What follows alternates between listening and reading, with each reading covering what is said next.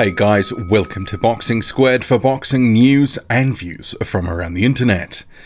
This weekend is shaping up to be quite a busy weekend if you're a heavyweight fan. A number of decent cards around the place that feature a lot of heavyweight action. There's a card in Germany which I'll cover off on another video which features Tom Schwarz and also Ajit Kabayel, his return. Luis Ortiz is also fighting March the 2nd and I've covered that off, see my preview video for that. But in this video I'm going to cover the card that's in Columbus, Ohio. So you have 4 rising heavyweight prospects taking on challenges in what is quite a stacked card, especially in terms of a heavyweight sense. It is headlined by Junior Fa. He will be facing the French opponent Newal Oar. So I will talk about this fight and the others on the card, because you've also got Fa's compatriot, New Zealander Hemi Ahio. He is fighting, as is prospect George Arias, and also Stephan Shaw. So we'll crack into it. Buckle in. Let's go. What's up, people? I just got finished doing 12 hard rounds with 2 of the toughest guys in the world right now. Young Hemi, one of the hardest punchers I ever been in the ring with. I got the first day I got here off the plane, I boxed this guy. I did not know I knew he was an explosive fighter, but he punches extremely hard. And everybody look out for him. Y'all already know Junior Fa. Junior Fa, undefeated. He won all the smoke. Oh, snap! Ohio, y'all wanted it, y'all got it. So Junior Fa is topping this bill, and if actually I'll just go to the event here. It's quite a sort of meaty looking card just in terms of the sheer number of fights. So what is there, about a dozen fights on here? But going back to Junior Fa's Instagram, so this is the promo poster. Fa is promoted by Ludabella. There's a bodybuilding event, the Arnold Classic, I think it is. It coincides with a bodybuilding event in the city, and this card is going to be there at the same time. It is at the Vojnovic Center, Saturday, March the 2nd. Junior Fa versus Newal Oar tops the bill. And with this, many people were hoping for potentially a bigger step up from Junior Fa, but this isn't a terrible fight. It will be a bit of a reintroduction to the United States market after what was a bit of a dreadful 2018 for Junior Fa. He had some health complaints.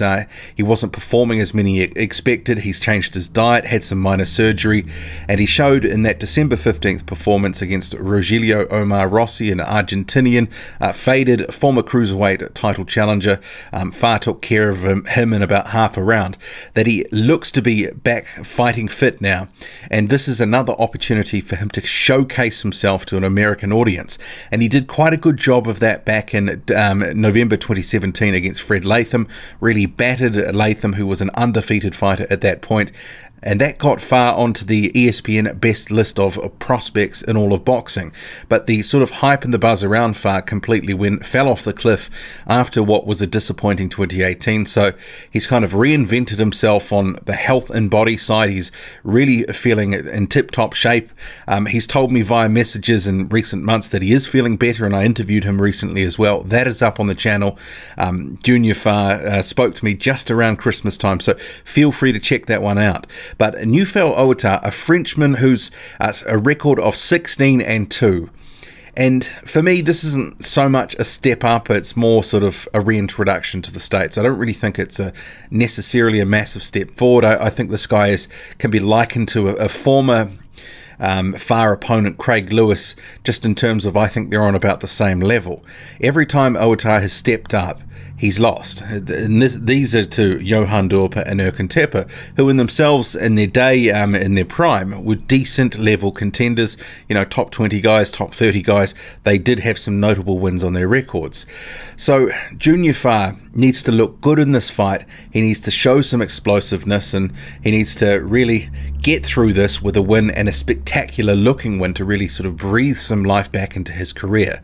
And if you're in New Zealand, you're in luck, because this is actually going to be broadcast on Sky Sports pop-up channel 55. So here it is. So an announcement, Junior Fa, March 3rd. So that's Sunday in New Zealand. It'll be the 2nd of March in the United States, Saturday night in the US. Sky pop-up channel 55. Watch myself and Hemi Ahio. And Hemi Ahio is a friend of Fa's. They train in the same gym. Ahio's moved over to City Kickboxing in Auckland recently. He had a couple of years out where he had some promotional management issues, that sort of stuff. but he is back now. He had a fight recently, it looked pretty decent, and now he's on this card with Junior Fa in the United States. And actually, I'll just bring him up. So Hemi Ahio, he is 12-0 at the moment, a 28-year-old, very undersized for a heavyweight. He's 6 foot, but he really does have some speed. He's lightning quick.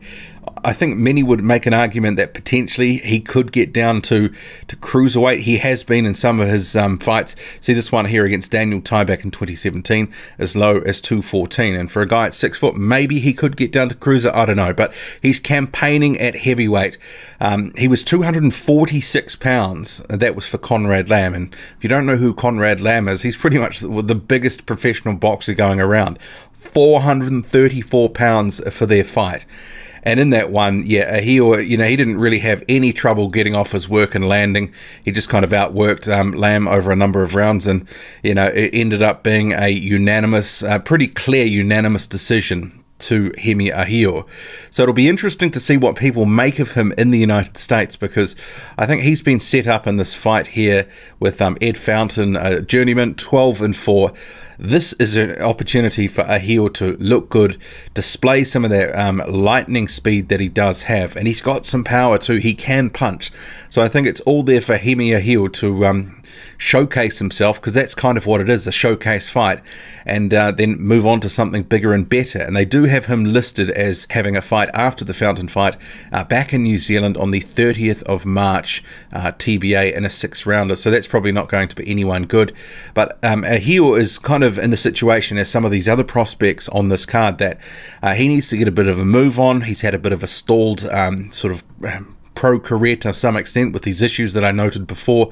Be interesting to see how far he can go. He is undersized, but he sometimes does use that to his advantage. Anyway, so we'll crack on to the next one. We'll close down Ed Fountain there. Another guy on the card that people often hold in high regard is George Arias. So he's out of the Dominican Republic, 27 years old. Also, he's an undersized guy. He is 12-0. Would have been quite interesting to see Ahio and Arias fight each other, but that wasn't to be. So we've got 4 heavyweight fights on this card. You've got Fa and Oata. You've got Ahio and Fountain. George Arias is fighting, who's he fighting here? Robert Sims, 8-2. And that is an 8-rounder, and I expect George Arias to come through this with no issues. And hopefully he can really take a step up in 2018, because he does have a lot of talent, and many people do have big raps on this guy. So it will be interesting to see how far he can go, but how quickly he will be moved along now, and I guess that's key. He has sort of fought some of the who's who of the journeyman scene. You've got Byron Poley on there, one good. Also, you have Jamal Woods. So he has been going through some of the gears that a lot of prospects who are based in the United States do, some of those familiar names. So it'll be good to see him start raising through the gears here. So if we just close him down, so Robert Sims as well. The other guy who was on the card is a 26-year-old American, Stephan Shaw. He is 10-0. He's going to be facing, and this is probably the most recognizable name of the opponents for these guys who are favored to win, is Donovan Dennis. And Donovan Dennis, as we know, he wrecked Razvan Kajanu a few years ago. When was that? I'll just bring that up. That was back in 2015. Really just had Kajanu all over the place. A very similar knockout, actually, to the one that Luis Ortiz got over Razvan Kajanu a few years later. So Kajanu obviously has problems with southpaws. But since that Kajanu win, he's been relatively inactive, and part of that reason has been he lost to Andrei Fedosov. That was a knockout loss. And then the following year in 2016, he also lost by knockout to Jarrell Miller, and that was his last fight. So Donovan Dennis has been, rather inactive, but it'll be interesting to see where he's at, because he is only, 31, 32 years old. Stephan Shaw, a prospect, 10-0. Donovan Dennis does have something about him. I'm not going to say that he's going to win, but that might be one of the more competitive of these heavyweight fights. And these guys, all these guys here, need to come through and look good, because some of the what next really depends on a good performance here. So it's a very good card, and if you're in New Zealand, this is going to be broadcast on Sky Sports, Channel 55. It's a pop-up sports channel. I'm probably going to have to get, there's like a little fan pass thing you can do. I'll get that to watch this card, because it is going to be a good afternoon of boxing, or if you're in the United States, a good evening of boxing. What do you make of it all? What do you make of these 4 respective fights? What do these guys need to do to sort of advance themselves? Do they need to get knockouts here, or do they just need to have slick performances and sort of don't put a foot wrong? Drop a comment, loud and often. Hit like, hit subscribe. Follow me on Twitter, boxing_squared. I'm out.